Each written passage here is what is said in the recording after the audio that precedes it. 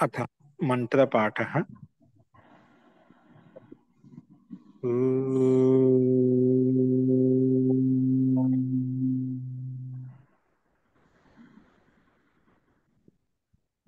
सहनाववतु सहनौ भुनक्तु सह वीर्यं करवावहै तेजस्विनावधीतमस्तु मा विद्विषावहै। ओम शांति शांति शांति।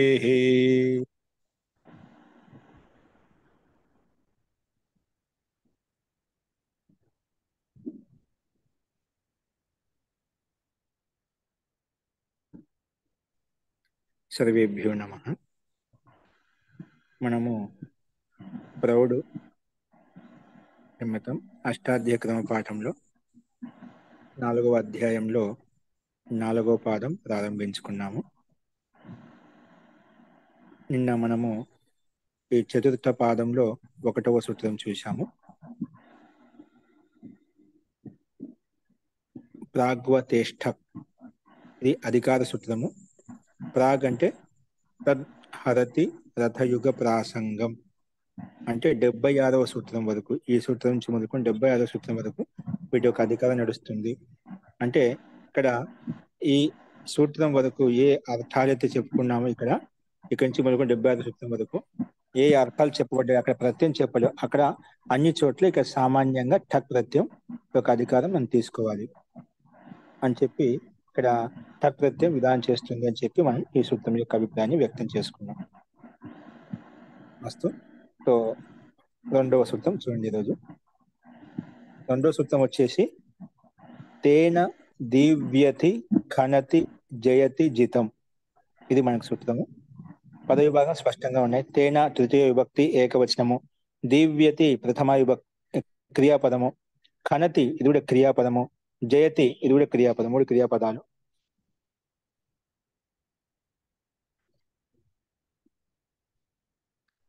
ఇక్కడ అనుదిత్తి వచ్చేసి ఠక్ తద్దితాహ జ్ఞా ప్రాతిపదికాత్ ప్రత్యయ పరశ్చ, ఇవన్నీ అనుదిత్తి వస్తున్నాయి.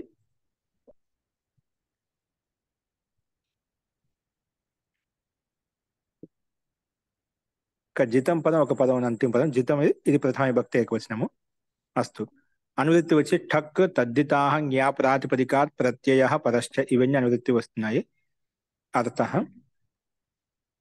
తేన ఇతి తృతీయ సమర్థాత్ ప్రాతిపదికాత్ దివ్యతి ఖనతి జయతి జితం ఇత్యేతేషు అర్థేషు ఠక్ ప్రత్యయో భవతి.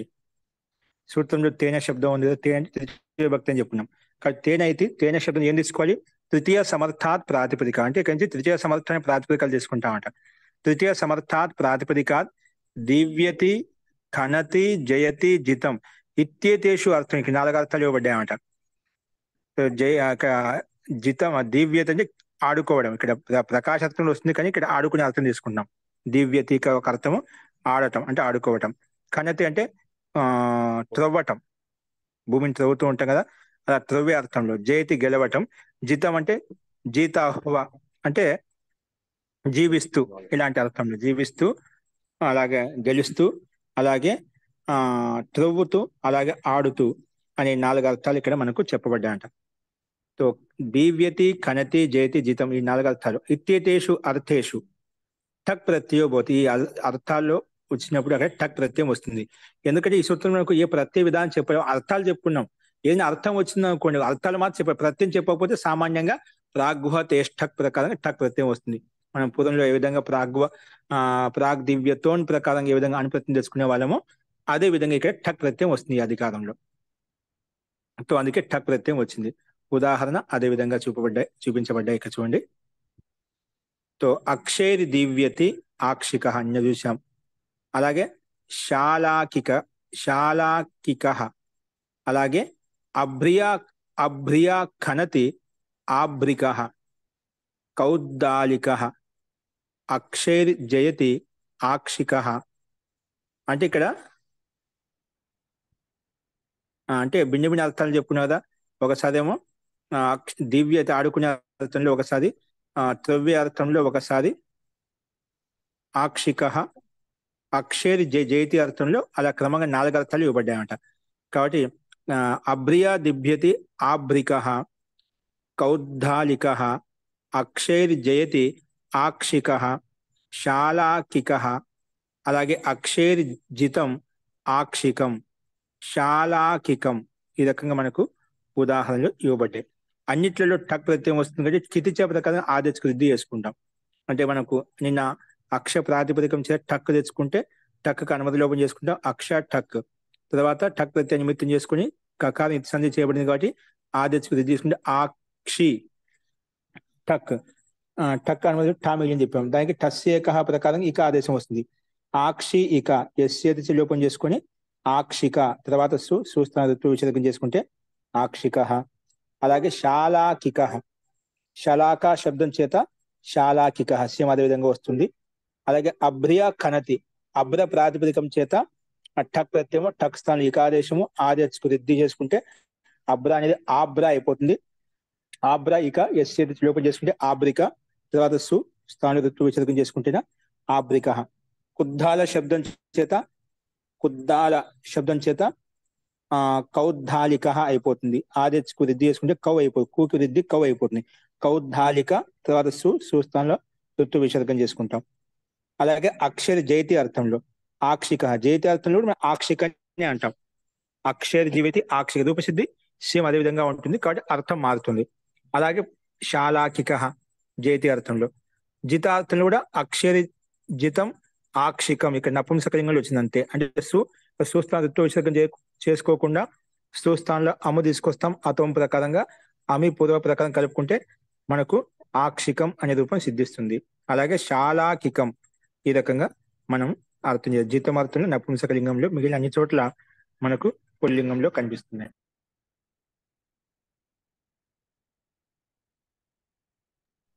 సో ఈ రకంగా ఈ రూప 4 అర్థాల్లో మనం టక్ ప్రత్యయం తీసుకొచ్చినప్పుడు ఎలా రూపసిద్ధి ఎలా ఉంటుందో మనం చూసాము. అన్ని చోట్ల కితిచ ప్రకారం కకారం కాబట్టి టక్ ప్రత్యయం కిత్ కకారం ఇత్సంధి చేసాం కాబట్టి కితిచ ప్రకారం ఆదేశకు వృద్ధి చేసుకున్నాం. అస్తు. ఇప్పుడు ఈ సూత్రం యొక్క అనువృత్తి ఏది? తేన తృతీయ, అంటే ఇక్కడి నుంచి మనం ఏ ప్రాతిపదికన తెచ్చుకున్నా తృతీయ ప్రాతిపదికన తృతీయ విభక్తి తెచ్చుకుంటామట. అలా తృతీయ సమర్థవంతం ప్రాతిపదికం చేత మనకు ఈ సూత్రం ప్రకారంగా టక్ ప్రత్యయం వస్తుంది, ప్రాగ్వతేష్ టక్ ప్రకారంగా. కాబట్టి ఈ యహాసే తేనాకి అనువృత్తి 4-4-27 తక్ జాయేగి, అంటే 27వ సూత్రం వరకు తృతీయ సమర్థవంతం ప్రాతిపదికం తీసుకోవాలి. అస్తు. నెక్స్ట్ చూడండి. సంస్కృతం. సంస్కృతం ప్రథమ విభక్తి ఏకవచనం ఒకే పదం ఇది.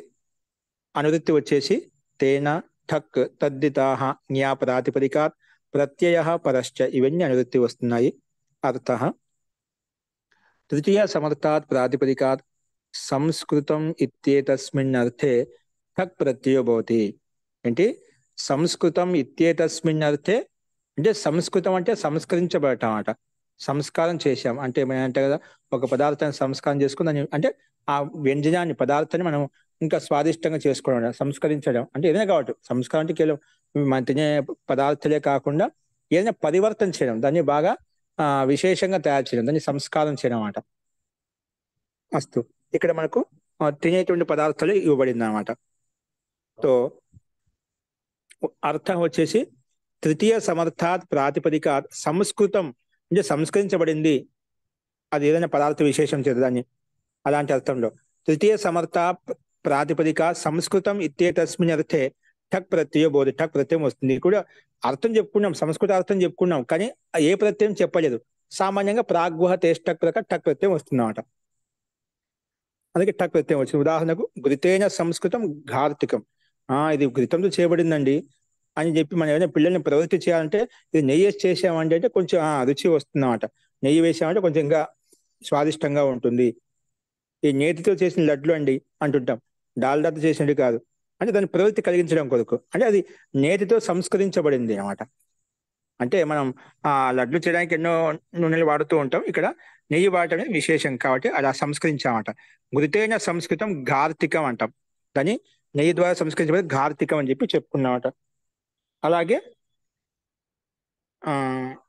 దాదికం, దధ్నా సంస్కృతం దాదికం. దది ద్వారా అంటే పెరుగు ద్వారా సంస్కరించబడిన దాదికం అంట. పెరుగు ద్వారా మనం ఎన్నో రకాల ఐటమ్ చేసుకున్నాడు ఆ పదార్థాలు తయారు చేస్తుంటాం అంట. అంటే దాంట్లో మజ్జిగ అని చెప్పి, మజ్జిగ పులుసు అని చెప్పి, దాంట్లో ఇంకా ఆ మజ్జిగతో చేసిన పదార్థాలు చాలా భిన్న భిన్నంగా ఉంటాయి అన్నమాట. ఏదైనా కావచ్చు. అంటే ఆ పెరుగు ద్వారా సంస్కరించబడిన దాదికం అంటాం. అలాగే తైలికం, తిల తైలికం అంటే నూనె, అంటే నువ్వుల నూనె అంటాం కదా. నువ్వుల ద్వారా తయారు చేయబడింది ఏదైతే ఉందో దాన్ని తైలికం అంటామాట.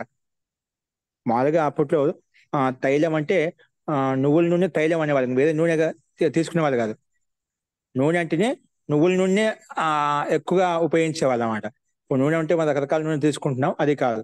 అప్పట్లో ప్రసిద్ధ నూనె అంటున్నాం, నువ్వుల నూనె నూనెగా వాడేవాళ్ళు అనమాట. అంతా ఎక్కువగా ఉపయోగించేవాళ్ళు అప్పట్లో. ఆ రకంగా ప్రసిద్ధంగా ఎక్కువ తిలలో పండుతూ అంటే ఉండేవి. కొన్ని తిలా అంటే తిలా అంటే నువ్వులు కదా తిలలో. ఆ తిలలో అంటే నువ్వులు కదా. జీ అదే నువ్వుల నూనె. ఉమ్. నువ్వులతో వచ్చింది కదా, తిలలతో జీ జీ వచ్చింది కాబట్టి. తైలికం అంటారు. తిలేన సంస్కృతం తైలికం. ఓకేనా. తిలేభ్య తిలే తిలై సంస్కృతి, తిలేన కదా, తిలై సంస్కృతం తైలికం. తృతీయ సంవత్సరం కదా, తృతీయ సంవత్సరం ప్రాతిపదికం తీసుకోవాలి. తిలై సంస్కృతం అంటే తిలం నువ్వుల ద్వారా సంస్కరించబడిన ఏదో తైలికం అంటామాట. అంటే సందర్భం బట్టి నేను అప్పట్లో నూనె అంటే నువ్వుల నూనె ఎక్కువగా చెప్పేవాడు. అప్పట్లో ఆ రకం ప్రసిద్ధి ఉండేది అనమాట. వేరే నూనె చూసుకునేవాళ్ళు, వేరే నూనె ఎంత ప్రసిద్ధంగా ఉండేవి అంటే అంత ఎక్కువ ఇదే ఉండేది కాదన్నమాట. వాడేవాళ్ళు కాదు. అంటే అది అన్నిటికీ ఆరోగ్యానికి అన్ని రకాలుగా అనుకూలంగా ఉండేది అన్నమాట అప్పట్లో. అస్తు. సో మన కణిట్లలో స్పష్టంగానే రూపసిద్ధి కనిపిస్తున్నాయి. ఘృత శబ్దం చేత ఠక్ ప్రత్యయం తీసుకుంటాం సంస్కరించే అర్థంలో. ఈ ప్రత్యయం ఠక్ ప్రత్యయం ఏ అర్థంలో వచ్చింది ఇక్కడ? సంస్కరించే అర్థంలో వచ్చింది అన్నమాట. సంస్కరించే అర్థంలో ఠక్ ప్రత్యయం వచ్చింది కాబట్టి ఠక్ అనుమతి లోపం చేస్తాం, ఠా మిగులుతుంది. తర్వాత ఘృత ఠ, ఠా స్థానంలో ఇక, టస్ ఏక ప్రకారం ఘృత ఇక, ఎస్ ఏది లోపం చేసుకుంటాం, ఘృత్ ఇక కలిపితే ఘృతిక. తర్వాత ఆదేశకు వృద్ధి చేసుకుంటాం, గార్తిక. గురువుకి వృద్ధి గార్ అయిపోతుంది, గార్తిక. తర్వాత సుస్థానం అమ్మ అమ్మి పొదువ చేసుకుంటే గార్తికం. అలాగే దది శబ్దం చేత ఆదేశకు వృద్ధి చేసుకుంటే దాది ప్లస్ ఇక, ఎస్ చేతి లోపం దాదిక. తర్వాత సుస్థానం అమ్ము అమ్మి పొదువ. అలాగే తిల శబ్దం చేత ఆదేశకు వృద్ధి చేసుకుని తైల అయిపోతుంది, తైలిక. తైల ప్లస్ ఇక, ఠా స్థానంలో ఇక వచ్చిన ఎస్ చేతి లోపం చేసుకుని కూడా తైలిక. అమ్ము తైలికం. ఇలాగ రూపాలు మనకు సిద్ధిస్తాయి. రూపసిద్ధి సామాన్యంగానే ఉంది. అస్తు. నెక్స్ట్ వచ్చేసి కులత్థ కోపదాధన్. కులత్థ కోపదాదన్. పదవి భాగం వచ్చేసి కులత్థ కోపధాత్. పంచమి విభక్తి ఏకవచనం, అన్ ప్రథమ విభక్తి ఏకవచనం. తో ఈ సూత్రాన్ని రెండు పదాలుగా విడగొట్టుకున్నాము. సమాస కకార ఉపదా యస్య స కోపద. కులత్త కోపదాద అని చెప్పిన కోప అంటే కా ఉపద, దాని కోపద అంటాం. అంటే కకారం ఉపదా ఉంది, యస్య అంటే ఏ శబ్దానికి అయితే, అటువంటి దాన్ని కోపద అంటాం. కకారం ఉపద ఉండేటువంటి ప్రాతిపదికం తీసుకోవాలి. కకార ఉపదా యస్య స కోపద. ఓకే. అస్తు. ఇక్కడ కులత్తశ్చ, ఇప్పుడు మళ్ళా కోపద అనే పదం విడగొట్టిన తర్వాత మొత్తం తీసుకుంటాం. కులత్తశ్చ కోపధశ్చ కులత్త కోపధం. కులత్తశ్చ కోపధశ్చ కలిపితే కులత్త కోపధం. తస్మాత్ కులత్త కోపధాత్. ఇది బహుళీ గర్భ సమాహార ద్వంద్వ సమాసం. అస్తు. అనువృత్తి వచ్చేసి సంస్కృతం తేన ఠక్ తద్ధితాః యా ప్రాతిపదికాత్ ప్రత్యయః పరశ్చ. ఇవన్నీ అనువృత్తి వస్తున్నాయి. అర్థః తృతీయ సమర్థాత్ కులత్త శబ్దాత్ కకారోపధాచ్చ. ఇక సంస్కృతార్థం తీసుకున్నామండి. ఎంతవరకు ఈ సూత్రం వరకు వస్తుందన్నమాట. తృతీయ సమర్థాత్ కులత్త శబ్ద. కులత్త అనేది ఒక ఆ మనం ఇది ఏమంటాం, మనం కుల్తి అంటే దాల్ అంటే అది ఎక్కువ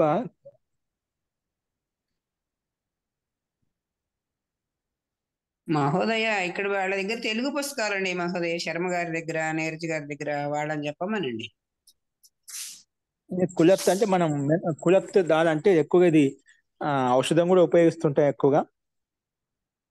దాన్ని కంఠంలో ఉంది కదా ఆడలేదు. కుల్తి దాల్ అంటామంట. దాల్ అంటే పప్పు. అది అస్తు చెప్తాను. ఇది తెలిసే ఉంటుంది, తెలిసిన వాళ్ళు చెప్పొచ్చు, ఇబ్బంది లేదు. అస్తు. తో కులత్తై సంస్కృతం కౌలత్థం. తో ఇక్కడ కులత్థ శబ్దం చేత మనకు టక్ ప్రత్యయం తీసుకొస్తాం. ఆ ఇక్కడ అనుప్రత్యయం వచ్చింది, విశేషంగా చెప్పుకున్నాను చూడు. కులత్త కోపధాదని కులత్త ప్రాతిపదికం చేత కకాద ఉపదాలో ఉండేటువంటి ప్రాతిపదికం చేత అనుప్రత్యయం వస్తుంది. ఓకేనా? ఇక్కడ ఈ ప్రాతిపదిక అంటే అనుప్రత్యయం వస్తుంది. ఇక్కడ అర్థం విశేషంగా చెప్పాడు, అర్థం పైది తీసుకున్నామట. మామూలుగా సంస్కృత భాషార్థంలో టక్ ప్రత్యయం వస్తుంది చెప్పుకున్నాం. లేదండి, ఒకవేళ కులత్త ప్రాతిపదికం కకాద ప్రాతిపదికం ఉంటే అక్కడ అనుప్రత్యయం కూడా వస్తుంది. ఈ అర్థంలో సంస్కృత అర్థంలో సంస్కరించబడింది అనే అర్థం చెప్పడానికి మనకు అనుప్రత్యయం కూడా వస్తుంది అని ఈ సూత్రం యొక్క అభిప్రాయం. అంటే ఇక్కడ అనుప్రత్యయం చేసాం, అందుకే కులత్త అనుకు అనుమతి లోపం చేస్తే ఆ తర్వాత ఎస్చేతి లోపము ఆదేశకుదిద్ది కౌలత్త ఆ కౌలత్ కలిపితే కౌలత్త సు అమ్ము కౌలత్తం. కకాద ఉపదాలు ఉండేటి ప్రాతిపదికం. తిత్తిడిక ప్రాతిపదికానికి తిత్తిడిక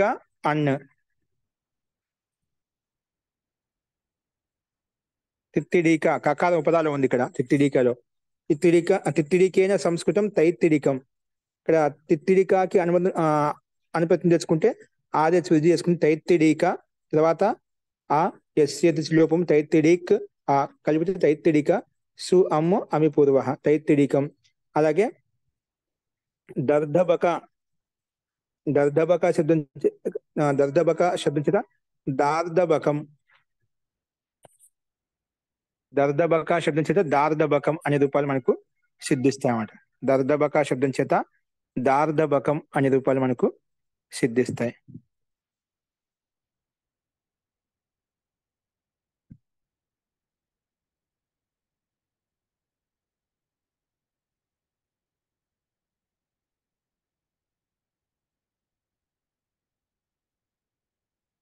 రూపసిద్ధి మనకు సామాన్యంగా ఉంది.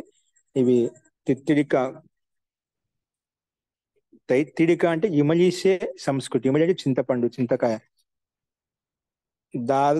దర్ధబక ఇది అంటే తెలుదు అది, అంటే కూడా ద్రవ్య విశేషం అంటే పదార్థ విశేషమే. దీన్ని కుల్తి దాల్ అంటామండి. కుల్తి మనం ఏమంటాము అస్తు, అది ఇంకా మళ్ళీ గుర్తు రాలేదు. నెక్స్ట్ చూడండి, మొత్తానికి అయితే అనుప్రత్యయం ఎందుకు వచ్చింది తెలిసిందా? సంస్కృతం చేయబడిన అర్థంలో మనకు టక్ ప్రత్యయం కాదు, అనుప్రత్యయం కూడా వస్తుంది. ఎప్పుడు వస్తుంది? కులత్త అనే ప్రాతిపదికనే కకాద ఉపదాలు ఉన్నటువంటి ప్రాతిపదికం ఉంటే అక్కడ ఆ సంస్కృతం అర్థంలో సంస్కరించబడింది అనే అర్థంలో అనుప్రత్యయం కూడా వస్తుంది. ఈ సూత్రం విశేషంగా అనుప్రత్యయం విధానం చేసింది, అందుకే అక్కడ టక్ ప్రత్యయం రాలి. అంటే ఎక్కడైతే వీరికి అర్థం చెప్పుకున్నాం ప్రత్యయ విధానం చేయకపోతే అక్కడ సామాన్యంగా టక్ ప్రత్యయం వస్తూ ఉంటుంది అన్నమాట. సూత్రంలో అను విధానం చేయబడింది కాబట్టి మనకు దానికి అపవాదం ఇది తీసుకుంటాం అన్నమాట. ఈ సూత్రం అపవాదంగా తీసుకుంటాం, అది సామాన్యంగా తీసుకుంటాం. అస్తు. నెక్స్ట్ చూడండి, తరతి క్రియాపదం. ఇది క్రియాపదం తీసుకున్నాము, ఒకే పదము. అనువృత్తి వచ్చేసి తేన టక్ తద్దితాహ యా ప్రాతిపదికాత్ ప్రత్యయ పరశ్చ, ఇవన్నీ అనువృత్తి వస్తున్నాయి. అర్థ తృతీయ సమర్థాత్ ప్రాతిపదికాత్ తరతి ఇత్యేతస్మిన్ అర్థే టక్ ప్రత్యయో భవతి. తృతీయ సమర్థవంతమైనటువంటి ప్రాతిపదికం చేత తరతి అంటే తయదిన అంటే ఈదటం, అలాంటి అర్థంలో మనకు టక్ ప్రత్యయం వస్తుంది. ఇక్కడ మనకు ప్రత్యయ విధానం చేయలేదన్నమాట. ప్రత్యయ విధ ఊరికి తరతి అర్థంలో తరిస్తున్నాడు అంటే ఈదుతున్నాడు అలాంటి అర్థంలో తృతీయ సమర్థవంతమైన ప్రాతిపదిక ఏదైనా కావచ్చు. అక్కడ తరతి అర్థం ఉంటే అక్కడ సామాన్యంగా ప్రత్యయం వస్తుంది, అంటే టక్ ప్రత్యయం వస్తుంది. అందుకే తృతీయ సమర్థాత్ ప్రాతిపదిక తరతి ఇత్యేతస్మిన్ అర్థే టక్ ప్రత్యయో భవతి. ఉదాహరణ, కాండప్లవేన తరతి కాండప్లవిక ఔడుపిక. అంటే కాండం ద్వారా తరిస్తాను. ఇప్పుడు మనకేదో మునగబేండ్లు అని చెప్పి నీటిలో ఈత నేర్చుకునే వాళ్ళు అవి నీటిలో వేసి దాని సహాయం చేత ఈదుతూ ఉంటాం అన్న. లేదైనా అలా ఈదటానికి ఒడ్డును చేరుకోవడానికి అది మనం ఉపయోగించుకునే సాధనం ఏదైతే ఉందో, ఇప్పుడు ట్యూబులు అని చెప్పి రకరకాలుగా ఉన్నాయనుకోండి, అప్పట్లో మునగబేండ్లు అని చెప్పి ఆ కళ సహాయం చేత దాటుకుని వెళ్ళిపోయేవాళ్ళు. అంటే ముంచం అది ఎప్పుడు తేలుతూ ఉంటుందన్నమాట. చిన్నపిల్లలు అప్పట్లో నేర్చుకునే వాళ్ళు ఆ నడుము కట్టుకొని 4-5 కథలు బలంగా ఉండేటివి. అట్లా నీళ్ళలో దూకి నేర్చుకునే వాళ్ళు అనమాట. అది పైకి లేపుతూ ఉంటుంది. ఇప్పుడు టైర్లు అని చెప్పి ట్యూబ్లు అన్ని చాలా వచ్చేసాయి అనమాట రకరకాలుగా. అస్తు అంటే మొత్తానికి కాండ ప్లవం ద్వారా తరిస్తున్నాడు, అతని కాండ ప్లవిక అంటామట.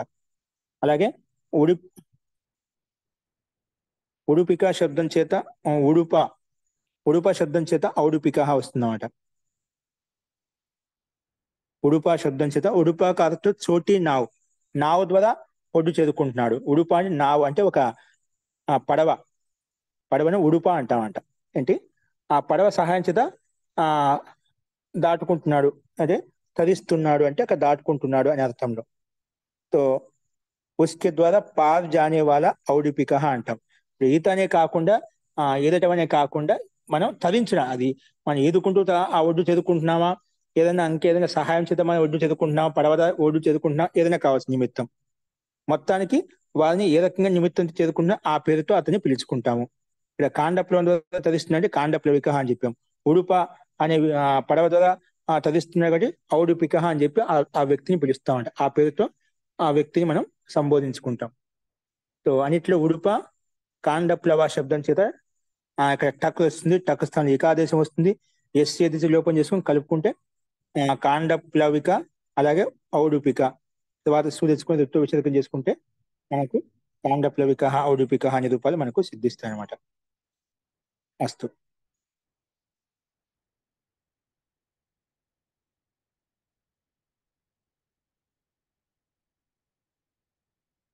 कांडप्लवन सदखंडों या बांसों से बने बेड़े को कहते हैं। उसके द्वारा पार जाने वाला కాండప్లవిక కహా జాయేగా. అవి దెబ్బలతో ఉంటాయి కదా, బాస్ ఎదురు బొంగులు అంటాం కదా, వాటి సహాయం చేత కూడా తయారు చేసుకుని పడవలాగా ఒక తడకలాగా తయారు చేసుకుని వాళ్ళు వెళ్తూ ఉంటారండి. దాన్ని కాండప్లవిక అని చెప్పుకో కాండం అని కాండప్లవ అంటాం. దాని ద్వారా తెలుస్తున్నది అతన్ని కాండప్లవిక అని చెప్పి సంబోధించుకుంటాం. అస్తు. నెక్స్ట్ చూడండి, తదతీక అనువృత్తి 7వ సూత్రం వరకు వస్తుంది. అంటే చదించే అర్థంలోనే ఇంకా ప్రత్యయాలు వస్తున్నాయి. ఇంకా తదతీ అర్థం ఏ ప్రత్యయం వస్తుందంటే ఒకటి టక్ ప్రత్యయం వస్తుంది సామాన్యంగా. నెక్స్ట్ చెప్తున్నా గోపుచ్చాఠై. కొంతమంది గోపుచ్చం అంటే సదస్సుల్లో నదుల్లో గేదెలు ఆవులం తోక పట్టుకొని తరిస్తుంటారండి చాలా మంది. అప్పట్లో ఎక్కువగా చెరువులు తాలాబులు ఎక్కువగా ఉండేవి. ఇప్పుడంటే మనకు అలా లేవు, కానీ అందరూ ఇళ్ళలో కట్టేసుకుంటున్నారు అన్నమాట.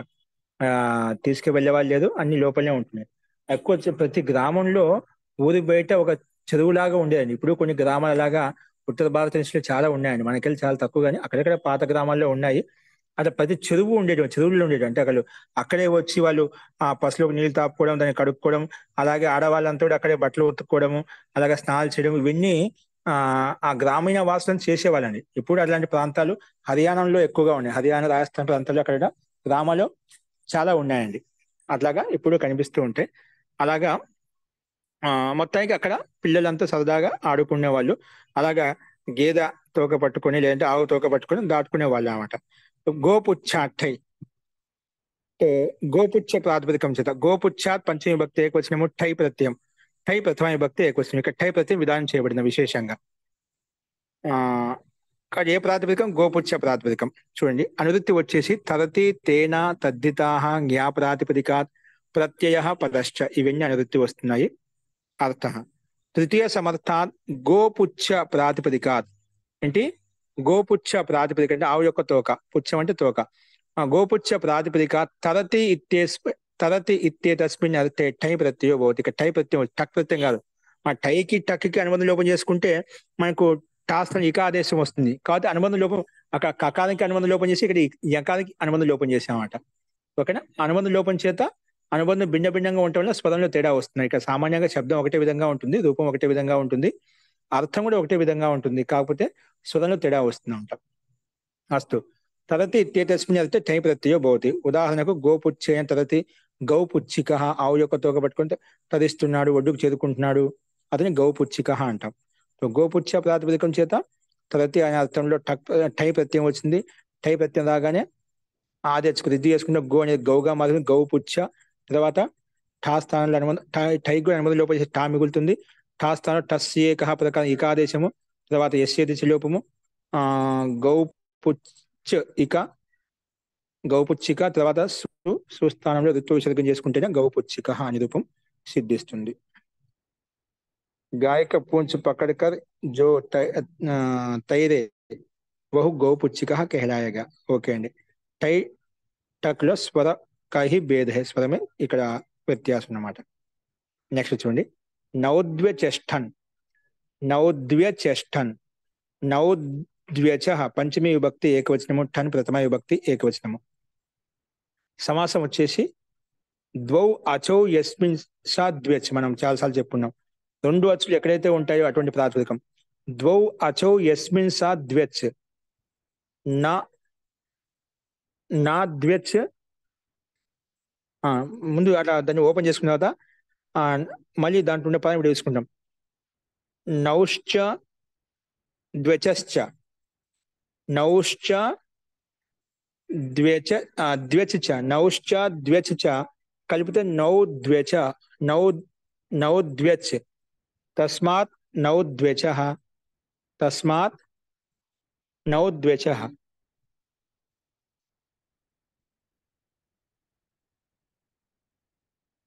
ఇది మనకు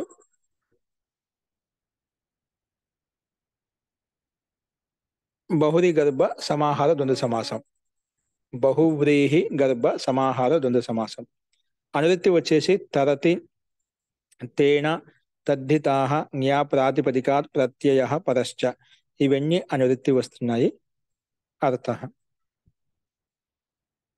చూడండి, తృతీయ సమర్థాత్, నౌ ప్రాతిపదికాత్, ద్వ్యచశ్చ ప్రాతిపదికాత్ ఠన్ ప్రత్యయో భవతి. తరతి ఇత్యేతస్మిన్ అర్థే. ఇక్కడ తరతి అర్థం వస్తుందన్నమాట. కాకపోతే ఇక్కడ ఠన్ ప్రత్యయం వచ్చి ఉంటుంది. అక్కడ టై తర్వాత టక్ వచ్చింది, తర్వాత ఇక్కడ ఠన్ ప్రత్యయం వచ్చింది.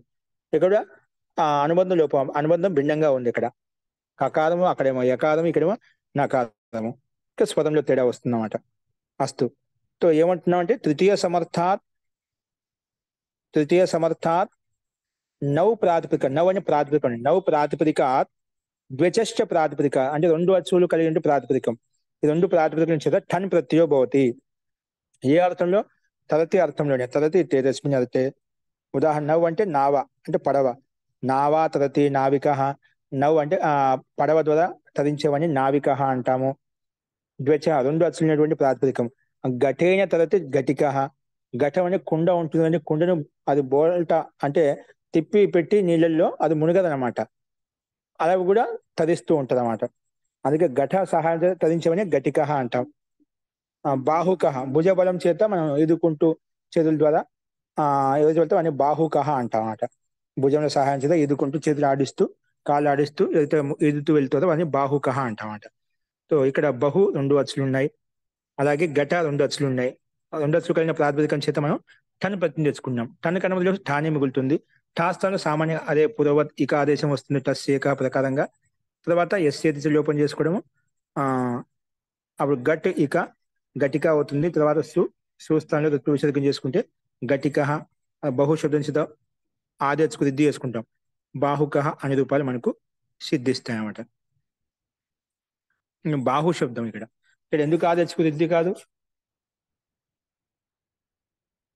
ఇక్కడ ఆదేశకు రిద్ది కావడానికి మనకు సందర్భ నిమిత్తం లేదండి. తదితర ప్రత్యయం ఉంది కానీ ఇతనితి ప్రత్యయాలు లేవు అనమాట. అందుకే మనకు నిమిత్తం లేదు కాబట్టి మనకు గుణం కానీ వృద్ధి కానీ ఏమి రాలేదు. బాహు శబ్దం, బహు శబ్దం కాదు. బాహు. బాహు అంటే భుజములు. ఆల్రెడీ ఇక్కడ దీర్ఘాక్షరం ఉందన్నమాట.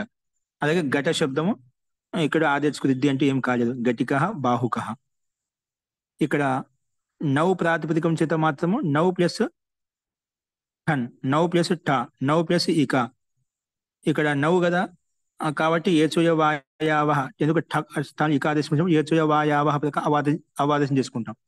నవ్వు అనేది ఔ స్థానంలో ఆదేశం వస్తుంది. నావ్ అయిపోయింది. నావు ప్లస్ ఇక నావిక. తర్వాత సుస్థానం ఋతు విసర్గం చేసుకుంటే నావిక అనే రూపం సిద్ధిస్తున్నమాట. ఇక్కడ బాహుకహలో ఇసు సూక్తాంతాత్ కహ, ఇసంతాత్ ఉసంతాత్ ఇక్కడ ప్రాతిపదికం చేత ఇసంతాత్ ఉసంతాత్ ఇసు సూక్తాంతాత్ కహ అనే సూత్రం ప్రకారం ఠాకో కా ఆదేశం వస్తుందంటండి. ఏమొస్తుంది? ఠాకో కా ఆదేశం. అందుకే ఇక్కడ మనకి ఈ రాలేదు, గట్టికాలో ఈ ఉంది, నావికాలో ఈ ఉంది. ఇక్కడ బా బహు బాహు శబ్దం చేత టన్ ప్రత్యయం వచ్చింది. ఆ టన్ స్థానంలో అనుమతి ఠా మిగిలింది. ఆ ఠాకో ఇక్కడ మనకు ఇక ఠస్యేక ప్రకారం ఇక ఆదేశం కాకుండా ఏమొచ్చింది? ఆ ఠా స్థానంలో కా ఆదేశం వచ్చింది. ఇది ఇసంతాత్ ఉసంతాత్ తాంతాత్ ఇసు సూక్తాంతాత్ కహ. ఈ సూత్ర నియమానుసారంగా ఇక ఆదేశం కాకుండా దాన్ని వాదించి టా ఆదేశం వచ్చిందన్నమాట. సారీ, కా ఆదే టకార స్థానంలో ఇక కాకుండా కా ఆదేశం వచ్చిందన్నమాట. అందుకే ఆ, బాహు ప్లస్ కా. ఇక్కడ మనకు అనుబంధం లోపం అంటే ఏం లేదు అంటే బాహు ప్లస్ కా కలిపితే బాహుక, తర్వాత సుస్థాన ఋతు విసర్గం చేసుకుంటే బాహుక అనే రూపాలు మనకు సిద్ధిస్తా. అది ఇక్కడ మనం అర్థం చేసుకోవాలి. అస్తే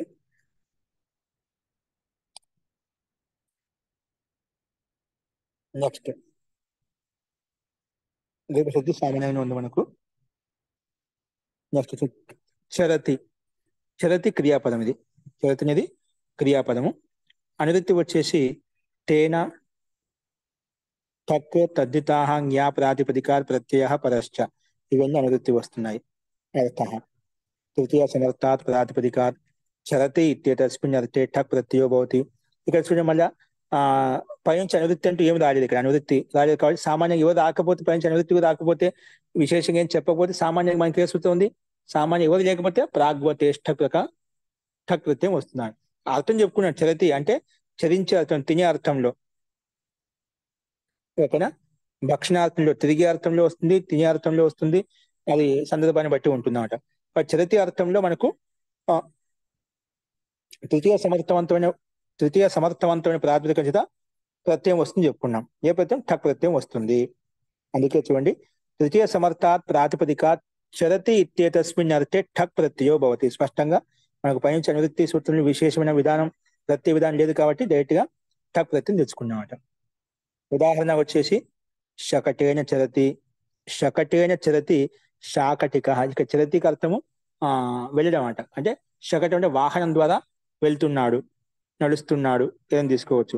శకటం యొక్క సహాయం చేత అంటే రథం యొక్క సహాయం చేత, బండి యొక్క సహాయం చేత వెళ్ళేవాడిని శాకటిక అంటాం. అలాగే హాస్తిక, హస్తం చేత, హస్త సహాయం చేత ఏం చేసేవాడిని హాస్తిక అంటాం. అంటే హస్తం తిప్పేవాడిని, హస్తం చేత తిప్పుతున్నాడు, హాస్తిక అంటాం. ఏనుగని కదండి అర్థం. అస్థి అంటే హాస్తిక అని అస్థి అంటే ఏనుగు. హస్త శబ్దం, ఏనుగుతో వెళ్తుంది.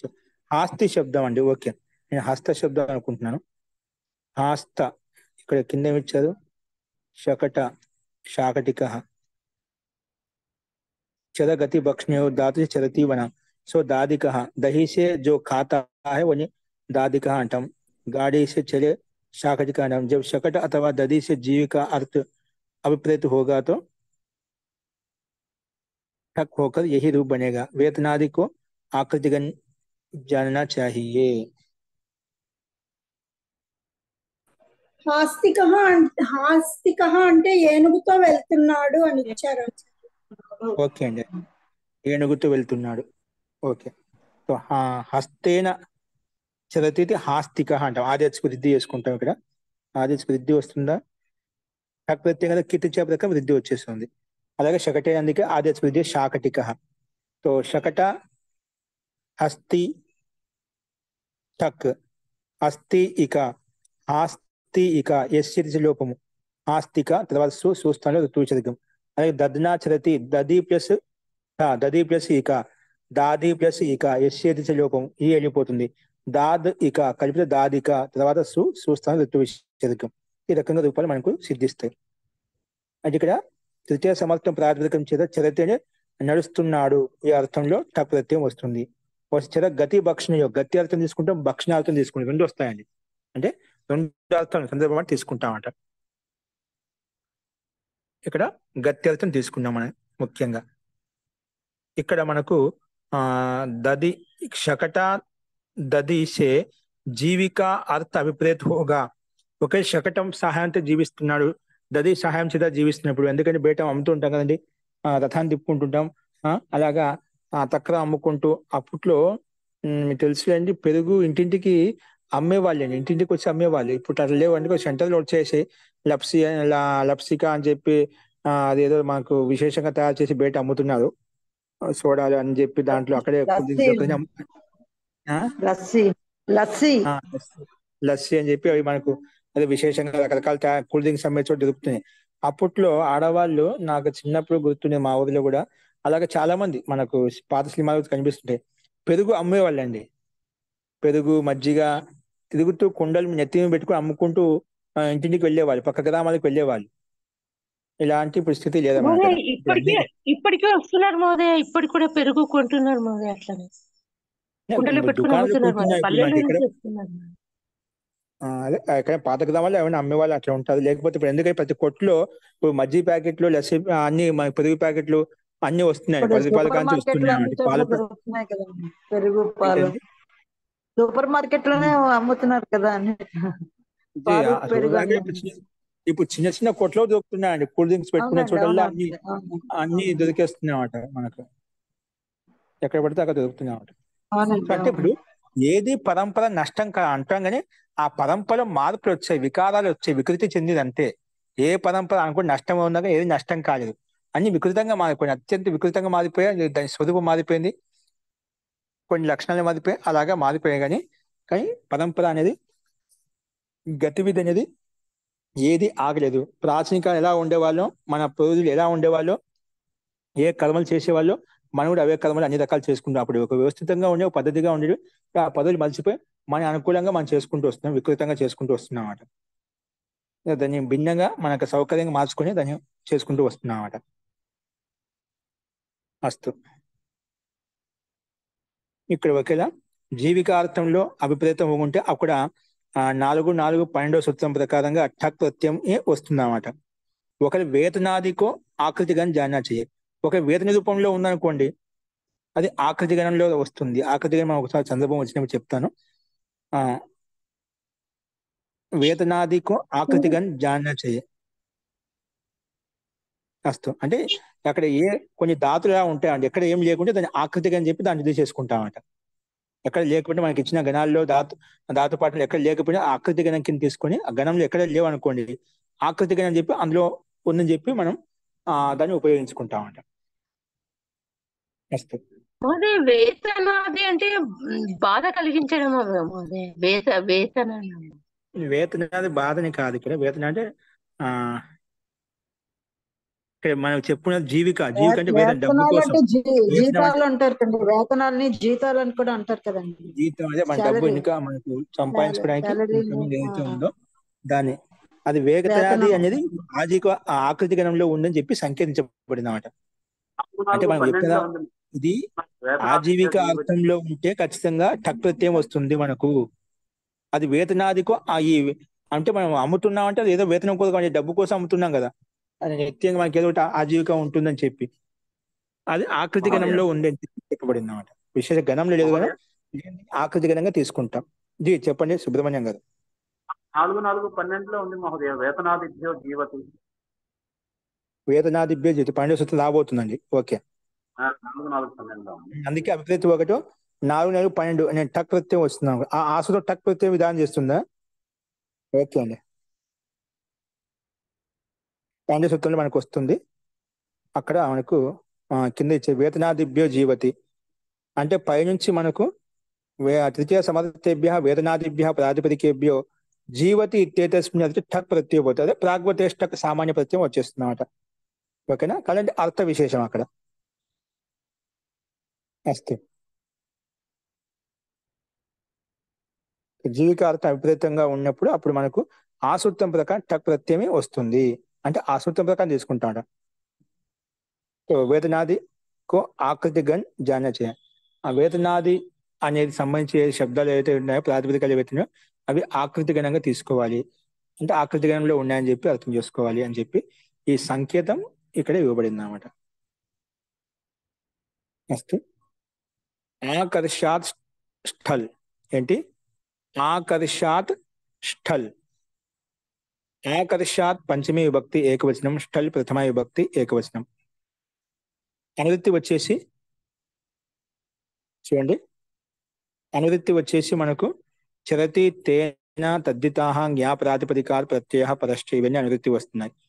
అర్థః తృతీయ సమర్థాత్ ఆకర్ష ప్రాతిపదికాత్ చరతి ఇత్యేతస్మిన్నర్థే ష్ఠల్ ప్రత్యయో భవతి.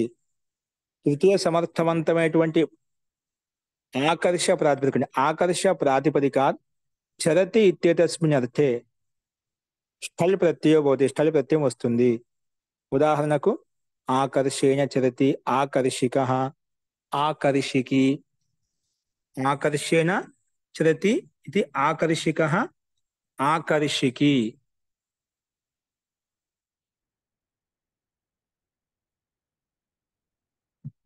ఇక్కడ మనకు ఆకర్షణ శబ్దం ఏంటండి? నీష్ కూడా వస్తుంది ఆకర్ష కదండి. ఏంటండి? నీష్ వస్తుంది కదండి. జీ, ఆకర్షకి ఎందుకంటే ఇక్కడ అంటే స్థల్ షిత్ ప్రత్యయం ఉంది కదా, షిత్ గోరా దివ్యస్య ప్రకారం ఇంగ్లీష్ కూడా వస్తుందన్నమాట. ఓకేనా? తో ఇక్కడ తృతీయ సమర్థాత్ ఆకర్ష ప్రాతిపదిక చరతి ఇత్యేతస్మిన్ అర్థే ష్ఠల్ ప్రత్యయో భవతి. చరిత్ర ఇంకే ప్రత్యయం వస్తే స్థలి ప్రత్యయం కూడా వస్తుంది. టక్ ప్రత్యయం కాదు, స్థలి ప్రత్యయం కూడా వస్తుందని చెప్పి, కానీ ఆకర్ష ప్రాతిపదికం చేత వస్తుందని చెప్పి ఈ సూత్రం విశేషంగా చెప్పినాం. అందుకే ఆకర్ష స్థల్ స్థల్కి అనుమతి లోపం చేసుకుంటే టానే మిగులుతుంది.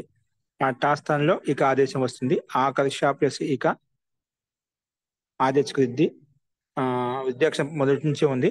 ఆకర్ష ప్లస్ ఇక ఎస్ చేతి లోపము ఆకర్ష ఇక కలిపితే ఆకర్షిక. ఇలా వచ్చిన తర్వాత షిద్ గౌరా శక ఇతి చేయబడింది కాబట్టి షిద్ గౌరా దివ్యశ్చ ప్రకారం స్త్రీలింగంలో గీస్ కూడా వస్తుంది అన్నమాట. గీస్ కనుమతి లోపం చేస్తే ఈ మిగులుతుంది అన్నమాట. సో ఈ వచ్చిన తర్వాత కూడా ఆకర్షిక ఉంది కదా, ఆకర్షిక ఇకాలో ఉండే అకారం నుండి అకారం లోపిస్తుంది. ఆకర్షిక్ ఈ కలిపితే ఆకర్షికి. అలాగే రూపం సిద్ధిస్తుంది అన్నమాట. అంటే ఒకసారి పుల్లింగంలో ఆకర్షిక, స్త్రీలింగంలో ఆకర్షికి అనే రూపాలు మనకు సిద్ధిస్తాయి అన్నమాట. ఒక చోట మనం పుల్లింగంలో ఆకర్షిక వచ్చి తెచ్చుకొని చూస్తాం, ఋతు విసర్గం చేసుకుంటాం. ఒకసారి ఆకర్షిక శబ్దం తయారైన తర్వాత స్త్రీలింగంలో షిద్ గౌరా దివ్యశ్చ ప్రకారంగా మనము గీసి తెచ్చుకునేప్పుడు ఆకర్షికి అనే రూపం సిద్ధిస్తున్నాడు. స్త్రీలింగం చెప్పాలనుకున్నప్పుడు మనం షిద్ గౌరా దివ్యశ్చ ప్రకారంగా గీసి తెచ్చుకుంటాం. సామాన్య పుల్లింగంలో అయితే ఇది అవసరం ఉండదు అన్నమాట. ఆకర్ష సోనే చాందీకి కౌసౌటికో పత్తర్ కా నామ్ హై. ఆకర్ష అనేది సోనే అంటే బంగారము, చాందీ ఏదైతే ఉందో సోనే చాందీకి కసౌటీకే పత్తర్ కా నామ్ అంటే మనకు ఒక రాయి ఉంటుందండి. ఇది శుద్ధమైన పరశువేది పరస్వవేది పరశువేది మహోదయ. అంటే బంగారు ఇట్లా ఇట్లా ఇట్లా అనుకుంటారు మహోదయ. పరశువేది అని రాయి. కంసాల దగ్గర ఉంటుందండి. కంసాల దగ్గర స్టోన్ ఉంటుందండి. దాంతో వాళ్ళు పరీక్షిస్తారు. ఆ రాయితో గీస్తారు. దాని ప్రకారంగా వాళ్ళు గుర్తిస్తారు ఇది శుద్ధమైందా లేదంటే మిలావట్ అంటే ఏదైనా కల్తీ చేశారని చెప్పి వాళ్ళు దాని ప్రకారంగా గుర్తిస్తారు అన్నమాట.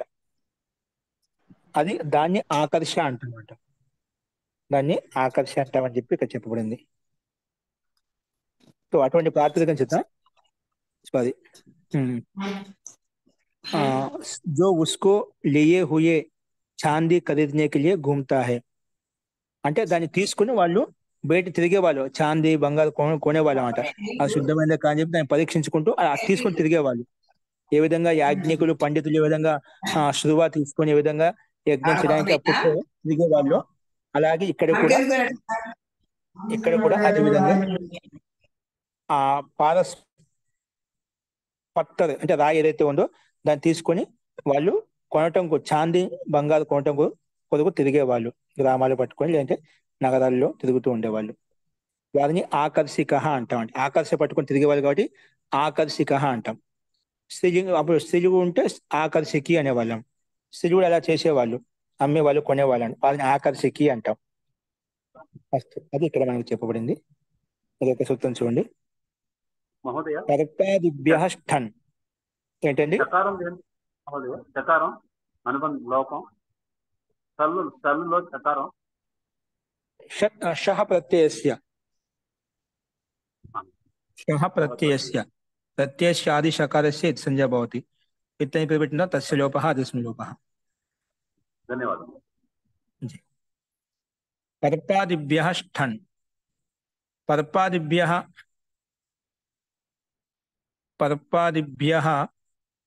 పంచమీ భక్తి బహువచనము, ష్ఠన్ ప్రథమ విభక్తి ఏకవచనము. సమాసం వచ్చేసి పర్ప ఆదిరి ఏషాం తే పర్పాదయః తేభ్యః పర్పాదిభ్యః. ఇది బహువ్రీహి సమాసం. అనువృత్తి చరతి తేన తద్దితాః జ్ఞా ప్రాతిపదికాత్ ప్రత్యయః పరశ్చ ఇవన్నీ అనువృత్తి వస్తున్నాయి. అర్థః తృతీయ సమర్థేభ్యః పర్పాదిభ్యః ప్రాతిపదికేభ్యః. తృతీయ సమర్థేభ్యః పర్పాదిభ్యః ప్రాతిపదికేభ్యః చరతి ఇత్యేతస్మిన్ అర్థే ష్ఠన్ ప్రత్యయో భవతి. తృతీయ సమర్థేభ్యః పర్పాదిభ్యః ప్రాతిపదికేభ్యః చరతి ఇత్యేతస్మిన్ అర్థే ష్ఠన్ ప్రత్యయో భవతి.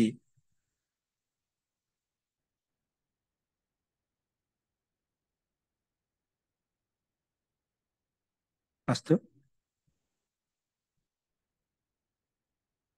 సో మనకి ఇక్కడ పర్పాది అంటే పర్పాది గణ విశేషం. ఆ పర్పాది గణంలో ఉండే శబ్దాలు ఏవైతే ఉన్నాయో ఆ శబ్దముల చేత ద్వితీయ సమర్థేభ్య పర్పాదిభ్య ప్రాతిపదికేభ్య ఇక్కడ చరతి ఇత్యేతస్మిన్ చరిత అర్థం తీసుకున్నాం. చరతి ఇత్యేతస్మిన్ అర్థే ష్ఠన్ ప్రత్యయో భవతి. ష్ఠన్ ప్రత్యయం వచ్చిన ష్ఠన్ ప్రత్యయో భవతి. ఉదాహరణకు పరుపేణ చరతి, పరిప్పికః. ష్ఠన్ ప్రత్యయం కాబట్టి ఆదేశకు రిద్ధి అంటే ఏది లేదన్నమాట, నిమిత్తం లేదన్నమాట. అందుకే పరిప్పికః. ష్ఠన్ స్థానంలో టాలో మాత్రం ఇక ఆదేశం వస్తుంది. అందుకే పరుప్ ప్లస్ ఇక పరిప్పికః. అలాగే స్త్రీలింగంలో పరిప్పికి. ష్ఠన్ ప్రత్యయంగా షిత్ ఉంది, ఇక్కడ షిత్ గౌరాదిభ్య గీసి వస్తుంది అన్నమాట. అందుకే పరిప్పికి. స్త్రీలింగంలో ఈ వచ్చినప్పుడు సు తెచ్చుకొని స్థానికి సుకి అలింగ్యాభ్యో దీర్ఘ సుతిస్య ప్రయుక్తం హలి ప్రకారంగా మళ్ళీ సు తెచ్చుకొని ఖచ్చితంగా లోపం చేయాలి. అస్తు. అలాగే అశ్వికః, అశ్వికి. అశ్వ ప్రాతిపదికం చేత ష్ఠన్ ప్రత్యయం తీసుకొచ్చినప్పుడు అశ్విక పుల్లింగంలో, తర్వాత సుస్థ విసర్గము, స్త్రీలింగంలో అశ్వికి.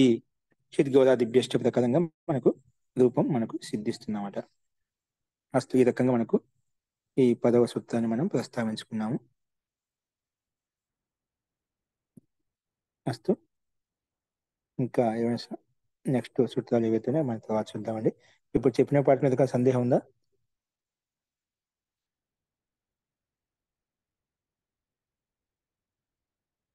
అస్తు. ప్రకృతం శాంతి పాట.